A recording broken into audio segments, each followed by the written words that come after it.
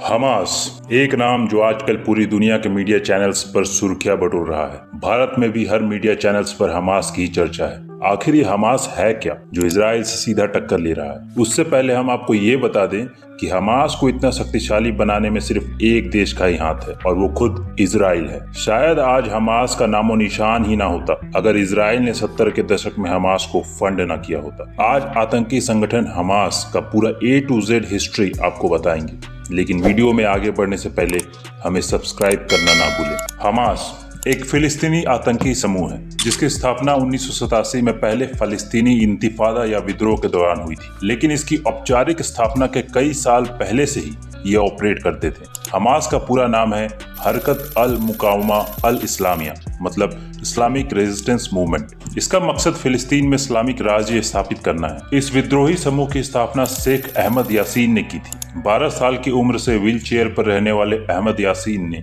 साल 1987 में इजराइल के खिलाफ पहले इंतिफादा का ऐलान किया था। इंतिफादा का मतलब बगावत करना या विद्रोह करना होता है। लेकिन अब हम आपको हमास के बनने से 4 दशक पहले लेकर चलते हैं, जब इजराइल अस्तित्व में आया। साल 1948 में जब इजराइल अस्तित्व में आया तभी से उसका फिलिस्तीन से पंगा शुरू हो गया। दोनों के बीच संघर्ष लगातार चलता रहा। इसी बीच इजराइल को महसूस हुआ कि वह किसी न किसी रूप में फिलिस्तीन से डिप्लोमेटिक स्तर पर कमजोर पड़ रहा है। तब उसने वहां के कट्टरपंथी युवाओं की एक टोली फिलिस्तीन के उदारवादी नेताओं के सामने खड़ी कर दी। उस टोली का नाम था हमास। इसे हमास नाम भी उसी समय दिया गया। हमास को खाद पानी देने का काम खुद इजराइल करता रहा। इसका खुलासा इजराइल के पूर्व सैन्य अफसर सजेव ने पहले ही किया था। इजराइल ने बाकायदा हमास के लिए बजट की व्यवस्था भी की थी। सजेव साल 1980 के आसपास गाजा के गवर्नर भी रहे, जहां आज हमास का कब्जा है। अब जानते हैं कि हमास ने गाजा पर कब्जा कैसे किया। अंतर्राष्ट्रीय पक्षों ने इजराइल और फिलिस्तीन के बीच विवाद सुलझाने की काफी कोशिश की। बहुत बातचीत के बाद 1993 में ओस्लो एग्रीमेंट पर दस्तखत हुए। इसमें 2 इम्पोर्टेंट चीजें थी। पहला,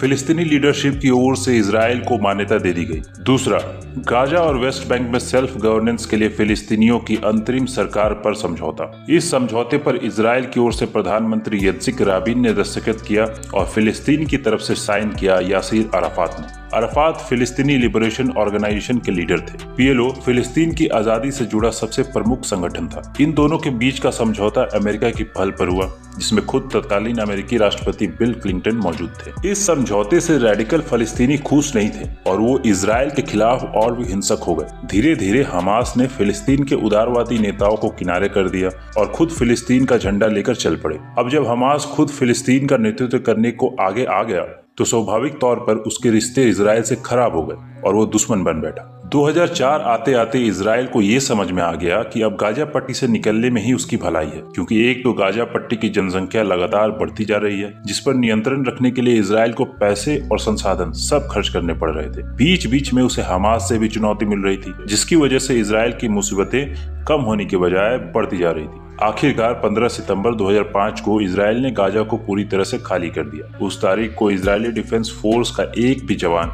गाजा में मौजूद नहीं था। 18 साल पहले इजराइल ने जिस गाजा की सत्ता फलस्तीनियन अथॉरिटी को सौंपी थी, हमास ने 1 साल के अंदर ही सत्ता अपने कब्जे में ले लिया। साल 2006 में आखिरी बार फिलिस्तीनी संसदीय चुनाव में जीत हासिल करने के बाद गाजा पर हमास का कब्जा हो गया। हमास ने राष्ट्रपति महमूद अब्बास पर उसके खिलाफ साजिश रचने का आरोप भी लगाया। वहीं हमास के कब्जे को अब्बास ने तख्तापलट करार दिया था। यह वही समय था जब से हमास और इजराइल के बीच संघर्ष का दौर शुरू हो गया, जिसके बाद अक्सर गाजा से इजराइल में हमास के रॉकेट हमले होते रहे। वहीं इजराइल भी हवाई हमले और बमबारी करता रहा है।